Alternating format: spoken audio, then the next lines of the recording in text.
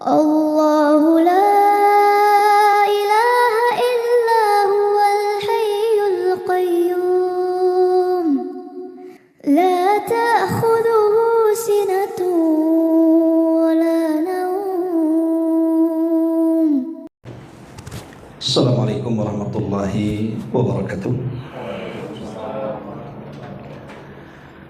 Bihamdillahi wassalatu wassalamu ala rasulillah wa ala alihi wa sahbihi wa mawalah wa la hawla wa la quwata illa billahi wa ba'd. Alhamdulillah, pada siang hari ini di tengah-tengah kesibukan Bapak Ibu sekalian bisa menyempatkan diri untuk taqarrub ilallah, mendekatkan diri kepada Allah Subhanahu wa ta'ala dengan thalabul ilmi. Salawat dan juga salam kita hadiahkan kepada Rasul kita Nabi besar Muhammad sallallahu alaihi wa alihi wasallam. Kita lanjutkan kajian kita, masih membahas hadis-hadis yang termuat dalam kitab Arba'in Nawawi. Dan kita sudah masuk pada hadis dari Abi Hurairah radhiyallahu anhu, bahwa Nabi sallallahu alaihi wasallam bersabda, "Man kana yu'minu billahi wal yawmil akhir falyakul khairan aw liyasmut. Wa man kana yu'minu billahi wal yawmil akhir falyukrim jarahu. Wa man kana yu'minu billahi wal yawmil akhir falyukrim dhaifahu." Rawahu Bukhari wa Muslim. Dari Abi Hurairah radhiyallahu anhu, beliau berkata, Nabi sallallahu alaihi wasallam bersabda, barang siapa yang mengaku beriman dengan Allah dan hari akhir, maka ucapkan kalimat yang santun, kalau tidak sebaiknya diam. Dan barang siapa yang beriman kepada Allah dan hari akhir, hormati tetangganya. Dan barang siapa yang beriman dengan Allah dan hari akhir, hormati tetamunya. Hadis ini dikeluarkan oleh Imam Al-Bukhari dan juga Muslim dalam sahih keduanya. Ma'asyiral muslimin wal muslimat, ibu bapak yang dimuliakan Allah Subhanahu wa ta'ala, hadis ini dikatakan oleh para ulama sebagai nisful Islam, separuh daripada Islam. Dan ini bagian daripada mukjizat Nabi sallallahu alaihi wasallam, di mana Nabi sallallahu alaihi wasallam diberikan oleh Allah Subhanahu wa taala jawami'ul kalim. Jawami'ul kalim itu artinya Rasul kalau ngomong itu tidak panjang, sangat singkat, tapi kalau dibahas syarat maknanya penuh, berisi, berbobot. Lain dengan kita ngomong yang ngalur ngidul, isinya sedikit aja. Kalau Nabi singkat kalau ngomong, tapi maknanya padat. Itulah ciri khas Nabi sallallahu alaihi wasallam. Dan hadis ini juga sebagai landasan atau asas di dalam Islam untuk mengembangkan akhlak seorang muslim.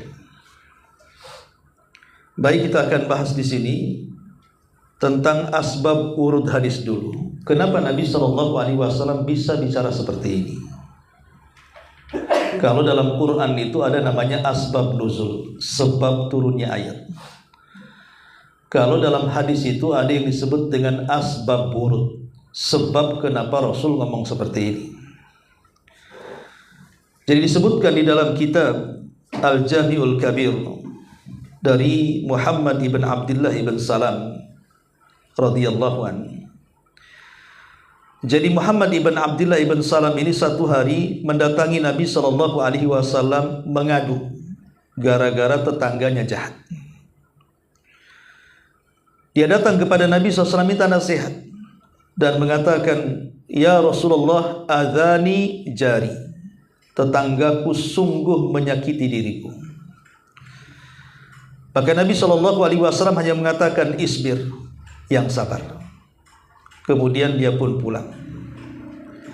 Besoknya disakiti lagi tetangganya. Datang lagi dia kepada Nabi dan mengatakan, adzani jari, ya Rasulullah, tetanggaku terus menyakiti aku. Maka Nabi SAW mengatakan, isbir, yang sabar. Kemudian dia pulang. Ketiga kalinya disakiti lagi. Kemudian orang ini kembali datang menemui Rasul dan mengatakan, ya Rasulullah, adzani jari, Rasul, tetanggaku kembali menyakiti aku. Karena sudah ketiga kalinya, Rasul tidak mengatakan isbir, sabar. Tapi Nabi SAW mengatakan, kalau begitu keluarkan barang-barang yang ada di rumahmu, letakkan di tengah jalan. Kalau seandainya ada orang yang lewat kemudian bertanya, kenapa engkau mengeluarkan barang-barang seisi rumahmu diletakkan di tengah jalan? Bilang saja kepada dia, adzani jari, tetanggaku menyakitiku, aku gak kerasan di sini.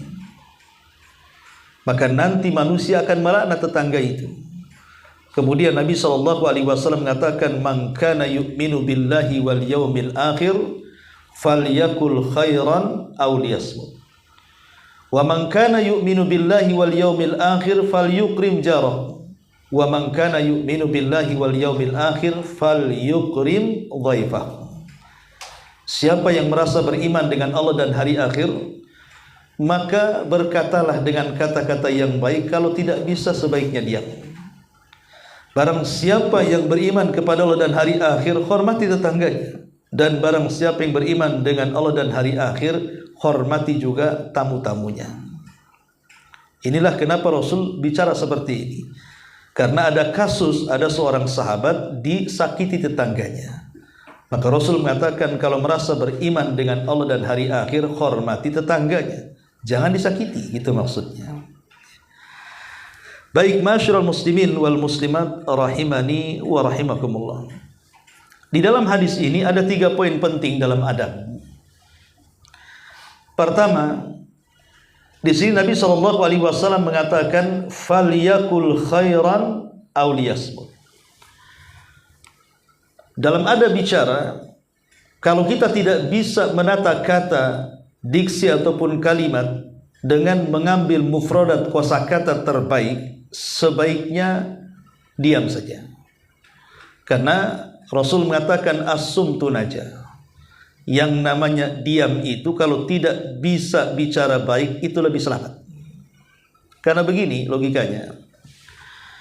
Terkadang di antara kita ini, kalau kita tidak bisa menjaga lisan, akhirnya mengeluarkan kata-kata kasar, kata-kata kotor, kata-kata binatang dan yang semacamnya.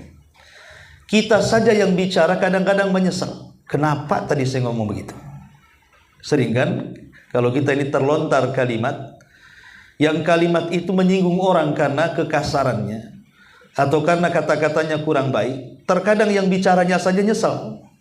Kenapa lah saya tadi ngomong begitu? Itu yang bicaranya saja kadang-kadang nyesel. Kalau bisa ditarik tuh kata-kata itu. Tapi kan kadang sudah terlontar. Kalau yang bicaranya saja terkadang nyesel, apalagi yang dengar, dendam dia. Terkadang masuk ke dalam hati. Sakitnya tuh di sini. Sakitnya juga kena dada kan. Kadang-kadang tidak bisa dimaafkan.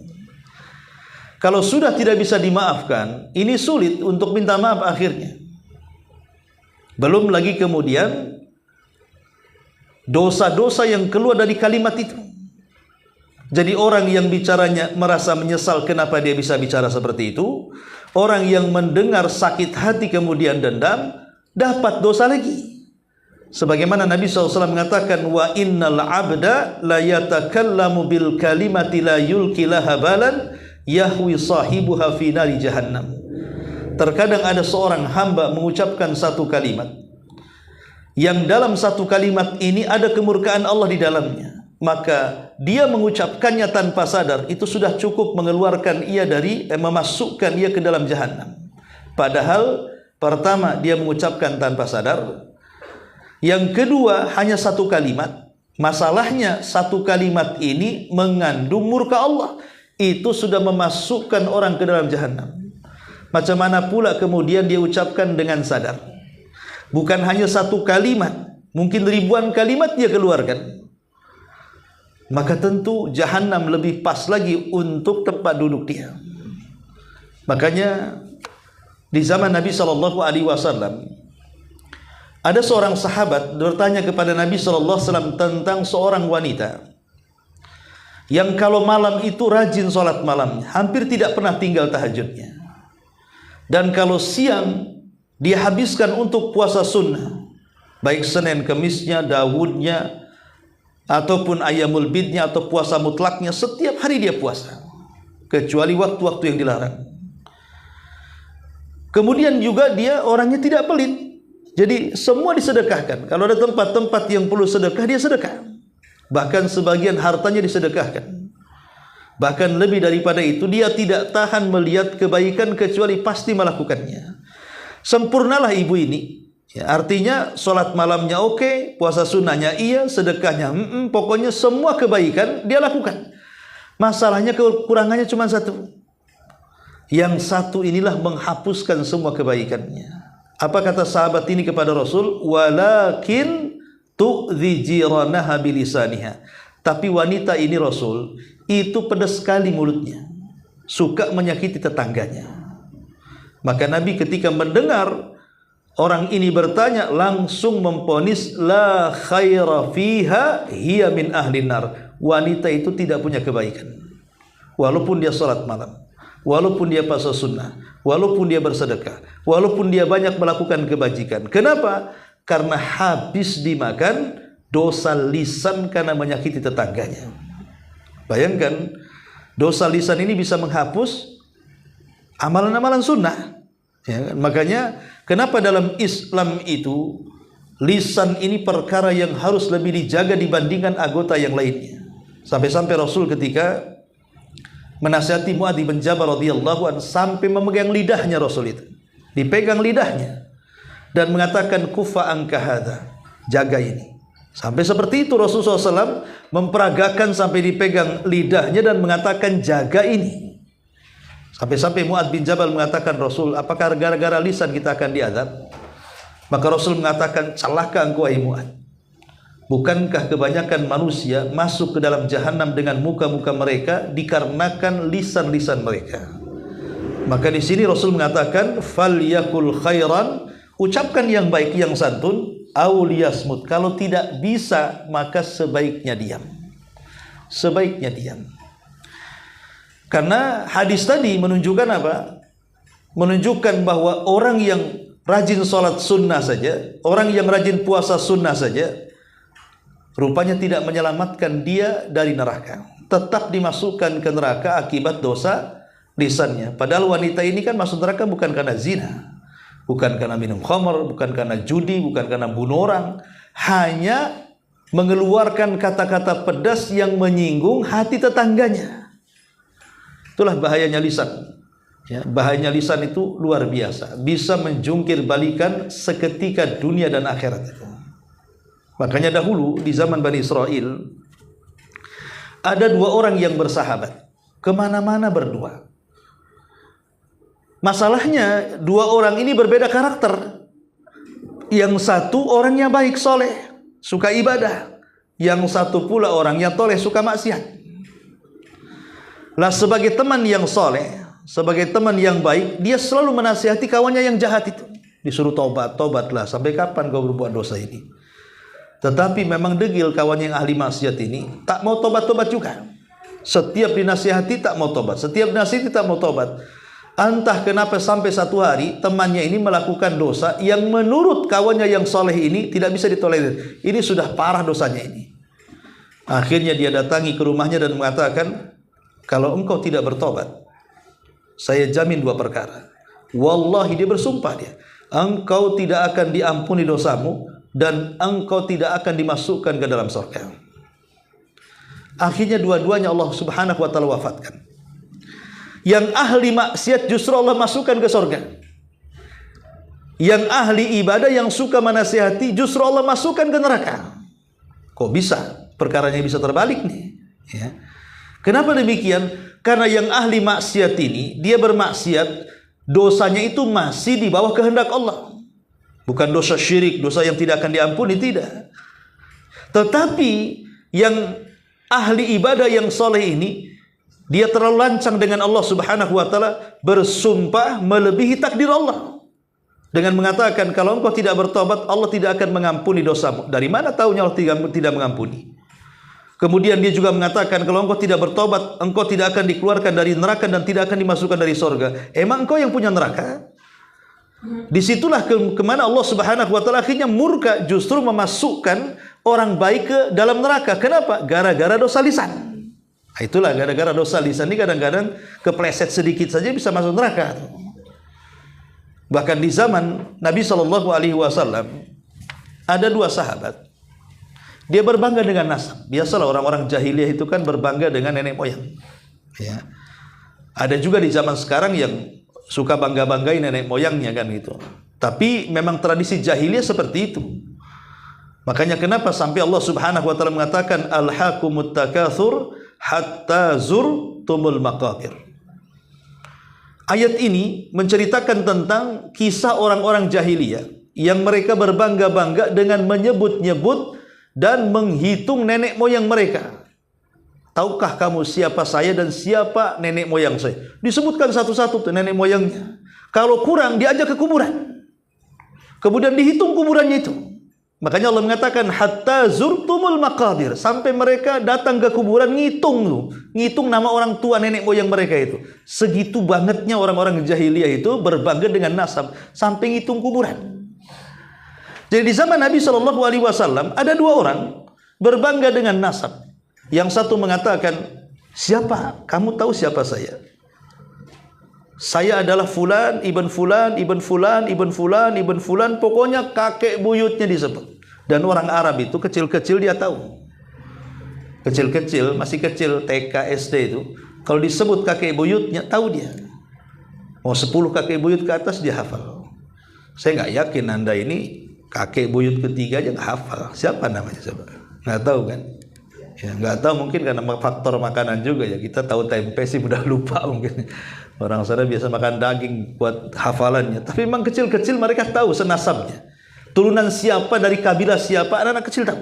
Kalau di Saudi itu, atau di Yaman atau di negeri Arab itu. Ya. Jadi ada orang ini berbangga, tahukah kamu man anak, siapa saya? Kemudian disebutkan saya anak fulan, fulan, fulan, fulan, sampai beberapa kakek buyutnya ke atas.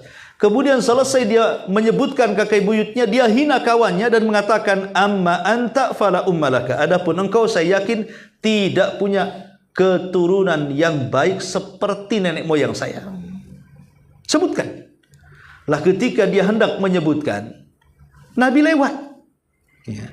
Kata Nabi SAW, apa yang kalian lakukan? Ini tradisi jahiliyah, ngapain kalian berbangga dengan nasab? Kemudian Nabi menceritakan dulu, kata Rasul, ada dua orang seperti kalian berdua ini di zaman Nabi Musa. Rasul mengatakan dulu di zaman Nabi Musa ada dua orang persis seperti kalian. Yang satu mengatakan, tahukah kamu siapa saya?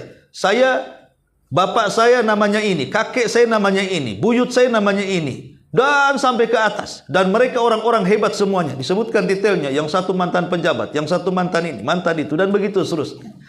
Kemudian dihina kawannya dan mengatakan amma anta fala ummalaka. Adapun kamu saya kira kakek buyutmu tidak sebaik aku. Sebutkan kakek buyut. Maka yang satunya mengatakan dengan malu-malu dia mengatakan ama ana fulan, ibnu fulan, berhenti sampai kakek yang ketiga. Padahal orang pertama disebut sampai 9 kakeknya. Orang kedua dia hanya berhenti di kakek yang ketiga. Kenapa coba dia berhenti dari kakek yang ketiga? Dijelaskan karena kakek yang keempatnya bukan muslim, kafir, sehingga dia tidak mau menyebutkannya. Akhirnya dia ulang lagi, saya anak fulan bin fulan bin fulan bin Islam. Jadi kakek keempatnya nggak mau disebut, malah kemudian dibinkan ke dalam Islam. kemudian Allah takdirkan dua-duanya meninggal, yang berbangga dengan nasab kakek buyut tanpa mempedulikan mukmin kafir dimasukkan oleh Allah ke dalam neraka. Tetapi yang satunya karena dia tidak mau menyebutkan kakeknya kecuali yang muslim, maka Allah masukkan ke dalam sorga. Lihat bagaimana orang ini, yang satu masuk neraka, yang satu masuk sorga.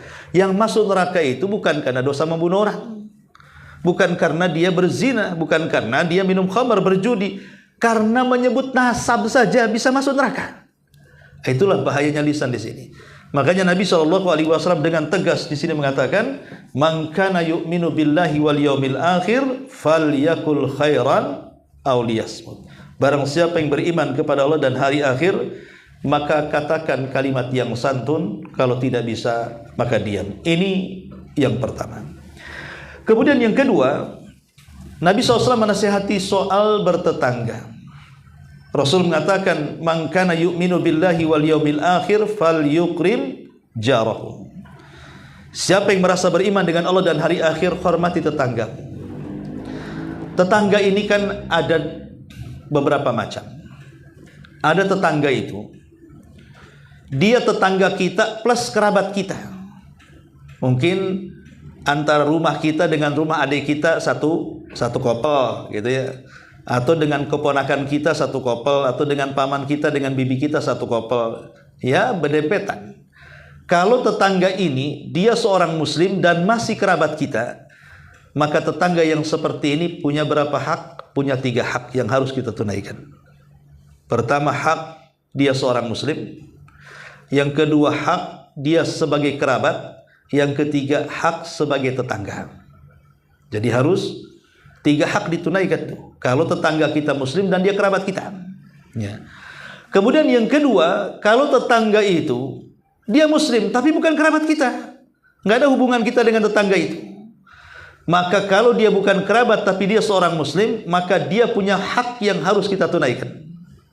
Pertama, hak bertetangga. Yang kedua, hak seorang muslim. Ini yang kedua. Yang ketiga, tetangga kita ini dia bukan kerabat kita, dia bukan muslim, dia non muslim. Dia mungkin orang Nasrani atau Yahudi, Hindu, Buddha atau yang semacamnya lah. Tapi dia rumahnya kopel dengan kita, maka tetap dia punya hak. Hak apa? Hak bertetangga. Karena hak seorang muslim dia bukan muslim. Hak kerabat dia bukan kerabat, tapi dia masih punya hak yang namanya hakul jiran namanya. Hak bertetangga dia masih punya. Contohnya hak bertetangga apa? Seperti yang Allah Subhanahu wa taala sebutkan dalam surah Al-Maun, "Ara'aital ladzi yukadzibu biddin", sampai kepada akhir daripada ayat, "wa yamna'unal ma'un". Tidak boleh mencegah kalau tetangga walaupun dia kafir meminjam peralatan dan perabotan di rumah kita.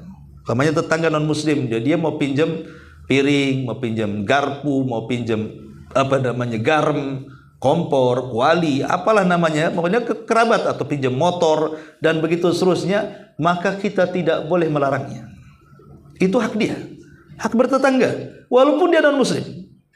Ya. Kalau memang khawatir, nanti gimana Ustaz kalau kita kasih panci kuali nanti makan masak babi pula dia. Ya kalau begitu sediakan khusus untuk tetangga kita. Kita beli kuali 2, yang satu untuk kita, yang satu khusus kalau tetangga pinjam. Begitu caranya kalau kita memang masih merasa syubhat, ya, karena dikenal dia suka makan babi umpamanya kan, atau makan anjing atau yang semacamnya. Tapi yang jelas bahwa di sini kita tahu bahwa tetangga yang paling dekat adalah tetangga yang ada hubungan kerabat dan dia seorang muslim. Harus lebih dihormati lagi. Kemudian yang kedua, tetangga yang harus dihormati yang kedua adalah dia seorang muslim walaupun bukan kerabat. Baru yang terakhir, dia kafir tapi dia tetangga. Maka tetap kita harus memuliakan selama kafirnya bukan kafir harbi, bukan kafir yang memerangi Islam. Kalau kafir yang memerangi Islam tidak perlu dihormati. Pinjam pun nggak usah dikasih. Kalau dia memang menyerang kaum muslimin.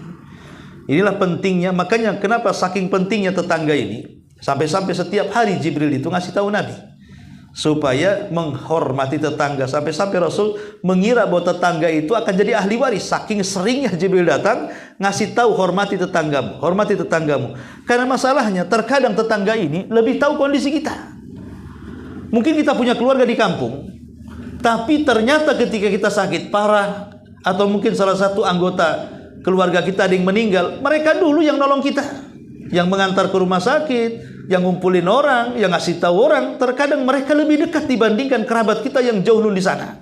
Makanya kenapa kemudian hormati tetangganya. Kalau bukan tetangga, siapa lagi yang bisa menolong kita? Makanya di sini Nabi SAW mengatakan fal yukrim jarahu. Kata Nabi SAW, la yadkhulul jannah man la ya'man jarahu bawa'iqah. Tidak akan masuk surga orang yang tidak aman tetangganya gara-gara gangguan kita. Nyetel musik kenceng-kenceng, terganggu dia. Naruh motor depan rumah dia, padahal rumah dia bisa parkir. Naruh sampah sembarangan. Ya, betul sampahnya depan rumah dia, baunya sampai ke tetangga. Masak ikan asin sampai asapnya masuk ke tetangga. Tetangganya makan asapnya. Kadang-kadang atau mungkin nanam pohon, dahannya sampai ke tetangga. Tetangga yang nyapu, daunnya kita pula yang makan buahnya. Kadang-kadang seperti itu. Lah yang kecil-kecil ini sebenarnya tidak terasa bahwa itu menyakiti tetangga. Dan menyakiti tetangga itu ancamannya neraka. Bukan macam-macam, bukan main-main. Ancamannya neraka. Karena Rasul mengatakan la yadkhulul jannah, tidak akan masuk surga, artinya masuk neraka. Kalau tetangganya tidak merasa aman dengan keberadaan kita di situ. Justru sebenarnya satu kesempatan ketika kita punya tetangga itu, itulah di situ pintu surganya. Maka tetangga yang baik adalah tetangga yang senantiasa memberikan hadiah kepada tetangganya yang lainnya. Bertanya soal kesehatannya, bertanya soal kondisinya, dan begitu seterusnya. Jadi hakul jiran betul-betul termasuk yang paling penting hak bertetangga itu adalah satrul aurah. Jangan sampai kita menyebarkan aibnya. Karena biasa kalau sudah rumah couple, pasti sedikit banyak kita tahu isi daripada rumah itu. Entah tetangga ini bertengkar suaminya, entah masalah selingkuh, entah masalah apa. Terkadang kita ini tahu. Yang namanya rumah couple, apalagi kayak di Batam ini kan, pakai batako bolong lagi kan. Udah kayak studio, bukan studio masih kedap suara. Ini enggak. Walaupun enggak dibolongi pun tetap masuk ventilasi, masuk tuh suaranya ke rumah kita. Lah kewajiban kita, kalaupun kita tahu tetangga itu apa yang terjadi, maka menutup aib mereka itu, itulah hakul jiran yang paling besar. Jangan sampai. Makanya kenapa para ulama mengatakan ada 5 orang tidak boleh disebar aibnya. Ada 5 orang tidak boleh disebar aibnya. Pertama, tidak boleh menyebar aib diri sendiri. Kalau mungkin ada di antara kita yang dulunya pernah terjerumus kepada kehidupan yang hitam, kelam, yang gak jelas gitu. Kemudian setelah usianya menua, akhirnya hijrah, tobat, maka jangan ceritakan maksiat yang dulu pernah dia lakukan. Kalaupun kenal orang, biarlah orang itu mengenal kita waktu baiknya saja. Dia jangan tahu sampai kita ini masa lalu kita. Kenapa? Karena ada hadis Rasul mengatakan semua umatku akan dimaafkan kecuali orang yang menceritakan aibnya sendiri. Allah sudah tutup, kita bongkar, kan aneh. Ya. Ini yang pertama. Yang kedua, jangan ceritakan aib orang. Maksudnya aib tetangga. Terutama ibu-ibu ya, biasanya kan lebih banyak tinggal di rumah. Walaupun kepada suami, orang terdekat sekalipun jangan cerita.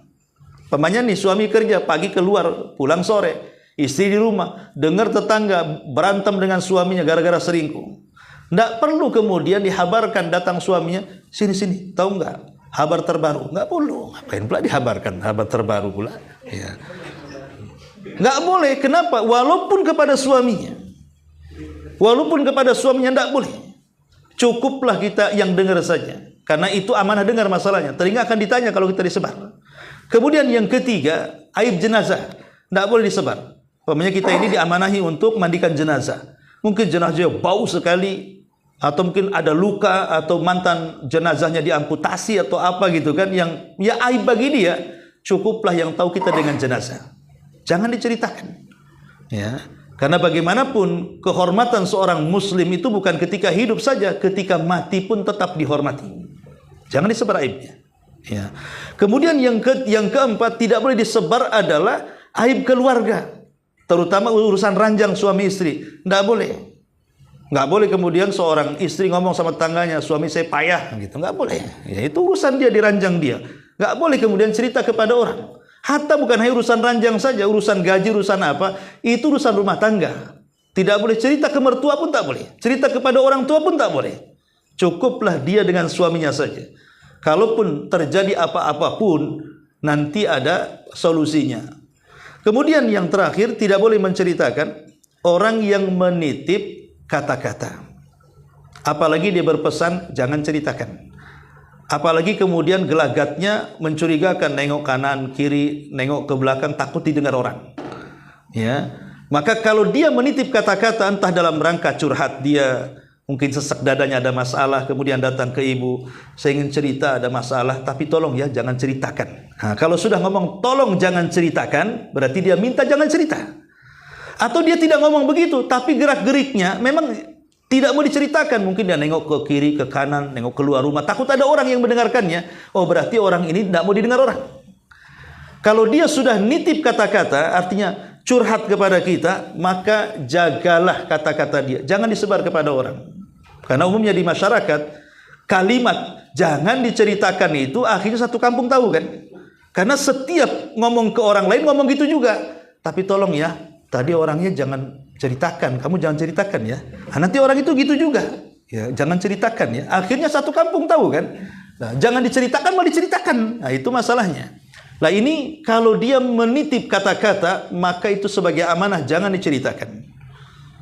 Repotnya kalau nitip uang itu biasanya ya kurang-kurang sedikit lah ya kan. Kalau dikembalikan. Tapi kalau nitip kata-kata itu kadang-kadang satu kalimat bisa ditambah 100 kalimat tuh kadang-kadang. Itulah bedanya nitip uang dengan kata-kata itu. Kadang ada bumbunya. Makanya 5 perkara ini jangan diceritakan. Ini aib masalahnya. Lah termasuk juga soal tetangga. Adab yang paling besar soal tetangga ini adalah jangan sampai disebar aibnya. Karena biasanya kita yang lebih paham dengan tetangga kita, sebagaimana tetangga kita yang lebih paham dengan kita. Apalagi bertetangga sudah tahun-tahunan. Kadang-kadang sudah lebih daripada kerabat itu.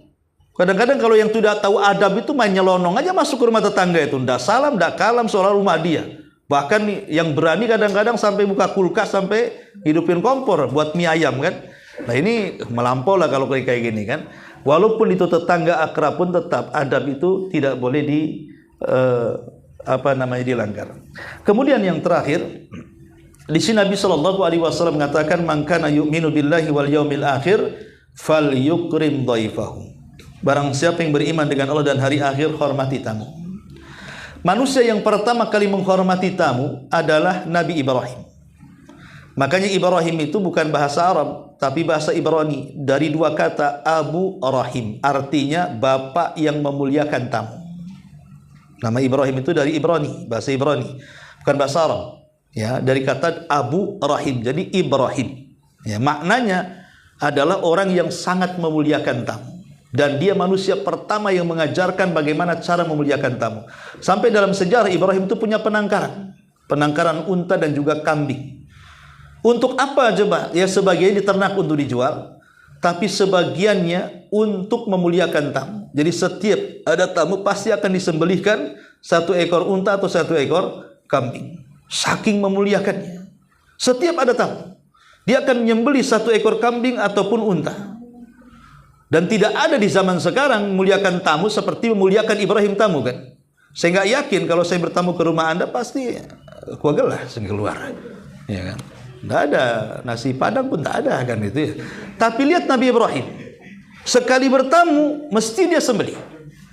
Ini kan kalau di zaman sekarang nih kalau ada orang bertamu kemudian ibu sediakan minimalnya ya nasi padang, gulai, kare, cincang atau apa kan. Mungkin ramai rumah ibu bertamu, terus orang-orang ke situ. Tetapi begitulah Ibrahim alaihi salatu wassalam mengajarkan kepada kita bagaimana menghormati tamu. Karena tamu itu rata-rata musafir. Ingat, dikatakan tamu itu kalau jarak bertamunya itu sama dengan jarak safar. Ya. Tapi kalau bukan jarak safar, bukan tamu. Maksudnya tetap tamu secara bahasa, tetapi tidak punya hak yang harus ditunaikan selama 3 hari. Kan tamu itu kan punya hak selama 3 hari. Hak tempat tidur, hak makan, hak minum, dan hak dimuliakan. Maksudnya hadis ini tamu yang seperti apa? Kata ulama mengatakan tamu yang datang dalam jarak safar. Karena di zaman dulu, di zaman Nabi itu kan tidak seperti zaman sekarang. Kalau zaman dulu itu kan safar jauh, di jalan nggak ada warung, ya kan nggak ada hotel. Makanya kemudian bagaimanapun datang ke rumah itu ya secara otomatis kan harus kasih tempat tinggal, kasih makan. Zaman dulu, kalau zaman sekarang kan walaupun orang jauh gitu, anggaplah orang Tanjung Pinang sana ke Batam, lapar tinggal ke warung. Kemudian ngantuk cari motel kan gitu atau hotel. Ya. Tetapi walaupun demikian Islam bukan berarti membatalkan hak tamu tetap. Kalau dia memang orang jauh dan dia memang datangnya masafah safar, tetap mendapatkan hak tamu. Tapi kalau orang Batam saja, itu kan bukan safar namanya, itu bukan tamu. Kalau orang Batam, orang Batu Aji datang ke sini, ya ini sekitar Batu Aji sini, atau orang Barelang atau Batu Besar atau orang Bengkong datang ke sini, yaitu tamu secara bahasa, tetapi bukan tamu yang memiliki 3 hak tadi. 3 hari yang memiliki 3 hak, artinya hak makan, hak minum, hak tempat tinggal, gitu maksudnya. Ya kita menghormati, ya wajar lah dikasih minum, dikasih cemilan lebaran yang sisa atau apa ya kan, wajar ya. Tapi kalau sudah tamunya tamu jauh, apalagi mereka keluarga kita, maka 3 hari kita wajib memuliakannya. Kata Nabi SAW, "Man kana yu'minu billahi wal yaumil akhir falyukrim dhaifahu." Barang siapa yang beriman kepada Allah dan hari akhir, muliakan tamunya. Karena Nabi SAW, dan ingat kita sebagai tamu tentu harus memiliki akhlak wafa. Wafa itu begini maksudnya. Kalau ibu berbuat baik kepada saya 1 kali, saya akan balas berkali-kali. Itu namanya wafa. Ya, dan itu akhlak Nabi. Jadi kalau kita sebagai tamu, tiba-tiba tuan rumahnya sangat memuliakan kita, maka kita harus balas berlipat ganda dari kebaikan dia kepada kita. Itu namanya akhlak wafa. Itu yang diajarkan Nabi SAW. Jadi 1 hari Nabi SAW pulang dari safar, dari peperangan, kehabisan bekal. Akhirnya kemudian mampir di salah satu rumah milik orang tua dari seorang nenek Yahudi. Maka Nabi SAW dijamu dengan begitu baiknya sama nenek Yahudi di perbatasan Madinah itu. Dikasih makan, dikasih minum, kasih tempat istirahat, sampai betul-betul lelahnya hilang, capeknya hilang, dan Rasul bisa melakukan perjalanan lagi ke kota Madinah. Lah sebelum pulang Nabi SAW mengatakan, "Nek, saya tidak membawa apa-apa, tapi saya janji kalau saya pulang ke kota Madinah, saya akan antar keinginan ibu yang ibu maukan kepada saya. Sebutkan kira-kira ibu mau apa." Nabi SAW justru mengatakan, kira-kira apa yang harus saya balas karena kebaikanmu? Kata nenek ini, saya ingin seekor anjing supaya bisa menjaga kambing-kambingku. Saya ingin mendapatkan seekor budak supaya jadi pembantuku. Saya ingin dapat unta supaya ada kendaraan. Saya ini begini. Kata Rasulullah, astagfirullah katanya. Ngasih makan, ngasih minum, tapi minta dibalas keterlaluan. Kata Nabi SAW, nenek tidak ingat kisah nenek di zaman Bani Israel. Kenapa Rasul mengingatkan seorang nenek di zaman? Karena ini seorang Yahudi masalahnya. Diingatkan ke nenek moyangnya. Nek, ingat gak kisah nenek di zaman Bani Israel? Maksudnya nenek moyang kamu gitu. Kata nenek gak tahu. Bagaimana ceritanya? Jadi Rasul menceritakan dulu saat Nabi Musa membawa Bani Israel dari Mesir ke tanah perjanjian, tersasar jalannya, linglung. Karena di zaman itu tidak ada kompas apalagi Google Maps, sehingga ya bingung mau kemana jalan arah ke Palestina. Orang-orang cerdas, murid-murid Nabi Musa yang cerdas-cerdas yang berakal itu mengatakan, oh jangan-jangan kita tersesat ini karena ada satu wasiat Nabi Yusuf yang belum kita tunaikan. Kata Nabi Musa, apa wasiat Nabi Yusuf? Sebelum dia wafat, dia minta kalau dia mati jasadnya dibawa ke Palestina, jangan dikubur di Mesir. Akhirnya kemudian Nabi Musa pun kalau begitu kita cari di mana kuburannya Nabi Yusuf. Cari. Tidak ada yang tahu kecuali seorang nenek. Dialah tukang penjaga kuburannya Nabi Yusuf. Ketika Nabi Musa mengatakan, "Nek, apakah engkau tahu di mana kuburan Nabi Yusuf?" Kata nenek, "Tahu." "Coba tunjukkan." Kata nenek, "Oh, tidak bisa. Ada imbalannya." Kata Nabi Musa, "Apa imbalannya?" Kata nenek, "Imbalannya sangat mudah sekali. Jadikan aku temanmu di sorga." Luar biasa. Jadikan aku temanmu di sorga, itu saja imbalannya. Nabi Musa diam. Ya gimana, sorga bukan milik dia. Dan tidak mungkin juga Nabi Musa mengatakan iya, itu kan takdir Allah kan begitu ya. Sampai ketika diamnya itulah Allah mengabulkan keinginan nenek itu. Kemudian Allah mengutus Jibril, katakan kepada Musa, iyahkan saja permintaannya. Maka Musa mengiyahkan, akhirnya kemudian menggali kuburan Nabi Yusuf, kemudian dibawa ke Palestina. Akhirnya tidak tersesat lagi. Apa yang nenek ini, Yahudi ini, mendengarkan kata-kata Nabi SAW ini dengan serius, seolah-olah Rasul ingin mengatakan, "Nek, kau sudah tua, ya, yang minta itu yang wajar-wajar saja, maksudnya yang arah-arah ke akhirat gitu. Ini arah-arahnya ke dunia saja, pengen ini, pengen itu, pengen ini, pengen itu." Tapi Nabi SAW subhanallah tidak menolak. Apa yang diinginkan nenek itu semua oleh Nabi SAW kemudian diberi. Dia pengen anjing dikasih, pengen budak sebagai pembantu dikasih, pengen unta dikasih, keinginannya dikasih semuanya. Itu namanya wafa. Wafa itu membalas kebaikan dengan berlipat ganda. Ya kan? Coba kalau seandainya ibu tuan rumah saya tamu, kemudian saya 3 hari dijamu sama ibu. Saya bilang, ibu sudah baik sama saya, kira-kira apa yang bisa saya bantu? Ya kasih aja bang 1 miliar Ustaz, mobil Fortuner, tanah 1 hektar. Itu kan keterlaluan sebenarnya kan, masa 3 hari kan. Nah, tapi Nabi SAW selama dia bisa mengabulkan, dia kabulkan. Itulah akhlak wafanya Nabi SAW. Makanya sebagai tamu ya harus tahu akhlak, tahu diri gitu ya. Sebagai orang yang ditamui tentu harus lebih menghormati, karena Islam mengatakan man kana yu'minu billahi wal yawmil akhir falyukrim dhaifahu. Wallahu alam. Ini diantara 3 adab seorang muslim kalau merasa beriman dengan Allah dan hari akhir. Baik, sampai di sini. Sebelum saya tutup, silakan kalau ada yang bertanya. Ya, silakan. Mau tanya, tadi kan bilang kan kalau bahwasanya orang-orang kafir zaman dulu itu kan membangga-banggakan keturunan. Iya. Macam mana Habib-Habib yang keturunan Nabi membanggakan keturunannya, dia adalah keturunan Nabi Muhammad SAW. Kemudian menjual agama untuk mendapatkan keuntungan sendiri. Apakah itu lebih laknatullah daripada orang yang kafir? Iya, alhamdulillah. Sama juga. Membangga-banggakan dengan tergolong kafir atau enggak? Sebentar. Ya. Sebentar, sabar. Ya. Saya jelaskan dulu. Ya. Ada hadis yang mengatakan tentang di antara orang-orang yang dilaknat Allah, la'anallah, ya, man nasaba ila ghairi abi, siapa yang menasabkan kepada yang bukan turunannya. Allah melaknat orang-orang yang mengaku-ngaku memiliki nasab padahal bukan nasabnya. Allah laknat. Dan kalimat laknat ini dalam Islam tidak mengeluarkan dari Islam, tetapi itu menunjukkan bahwa perkara itu dosa besar. Jadi orang yang mengaku-ngaku keturunan Nabi padahal nasabnya tidak jelas, ya, maka itu jatuh kepada laknat, dan laknat itu ancaman. Dosa yang ada ancamannya itu dosa besar. Tidak bisa dihapus kecuali dengan taubatan nasuha. Masalahnya, kalau ada orang yang ngaku keturunan Nabi, dia sebutkan nasabnya.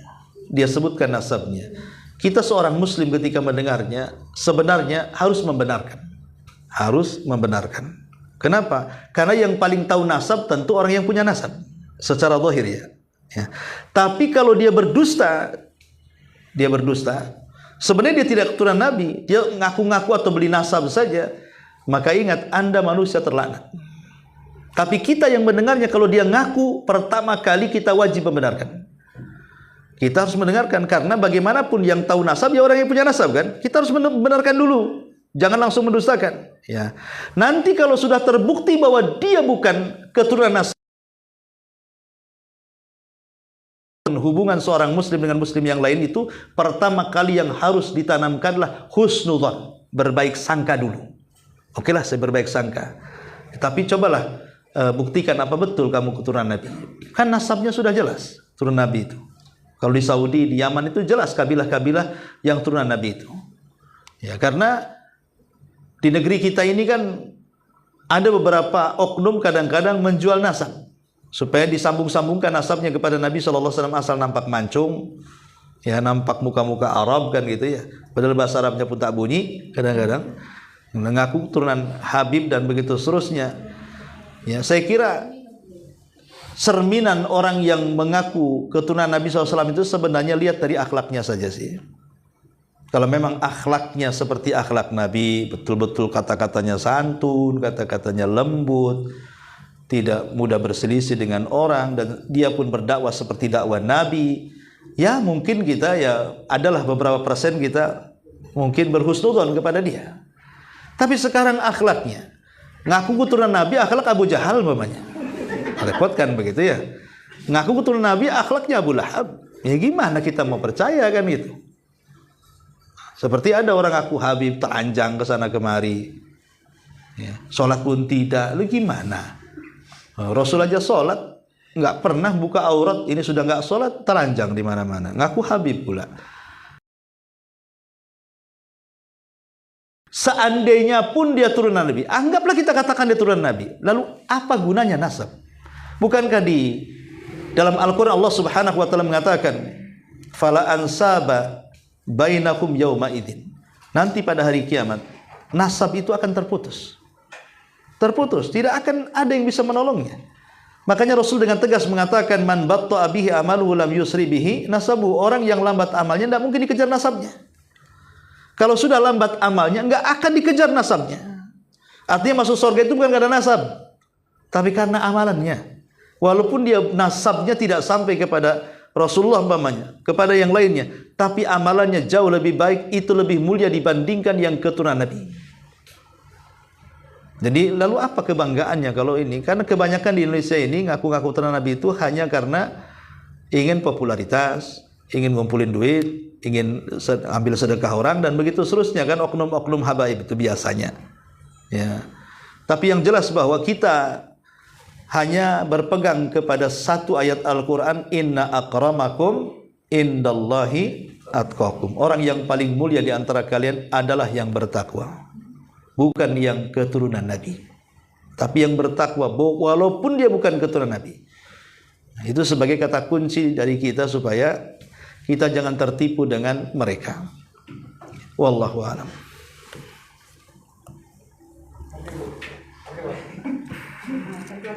Ya.